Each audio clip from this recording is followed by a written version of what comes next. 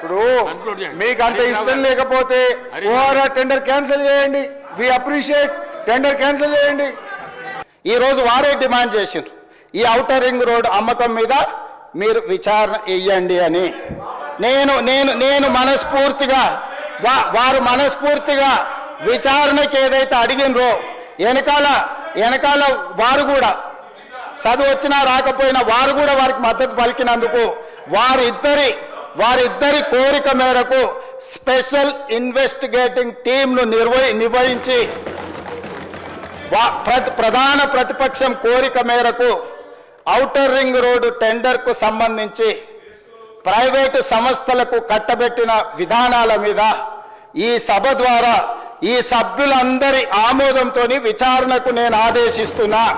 నేను ఎక్కడ కూడా విచారణ వేయమని అనలే. అక్కడ నుంచి బట్టి గారు లేచి వి వెల్కమ్ విచారణ, దానికి మేము వెనకపోము, వి వెల్కమ్. కానీ విషయం చెప్పదలుచుకున్నా అంటే ఎంత కన్వీనియంట్గా ముఖ్యమంత్రి గారు మాట మారుస్తారనేది రాష్ట్ర ప్రజలకు మీకు రికార్డులు చూస్తే తెలుస్తుంది.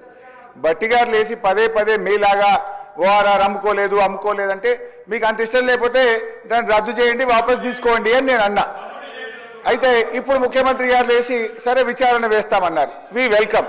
కానీ నేను ఈ సందర్భంగా కోరేది ఏంటంటే ముందు రద్దు చేసి ఆ విచారణకు ఆదేశించండి, రద్దు చేయండి అని చెప్పి ఆ టెండర్లు రద్దు చేసి విచారణకు ఆదేశించాలని మీ ద్వారా కోరుతా ఉన్నాను.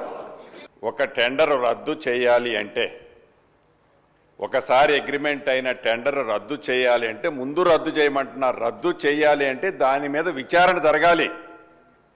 విచారణ జరగకుండా ఎలా రద్దు చేస్తారు? ఎప్పుడన్నా భారతదేశ చరిత్రలో ఉందా? ఒక టెండర్ రద్దు చేయాలి అంటే విచారణ చేయాలంటే మీరు ఇండైరెక్ట్గా అడిగింది ఏంది? విచారణ చేసిన తర్వాతనే రద్దు చేయగలుగుతారు. దాంట్లో తప్పులు తేలిన తర్వాతనే రద్దు చేయగలుగుతారు. అది విస్మరించి గౌరవ ముఖ్యమంత్రి గారు ఏదో మాట్లాడారు, ఏదో మీరు రద్దు చేయమన్నమాట నిజం కాదా? దాని అర్థమేంది? విచారణ చేయమని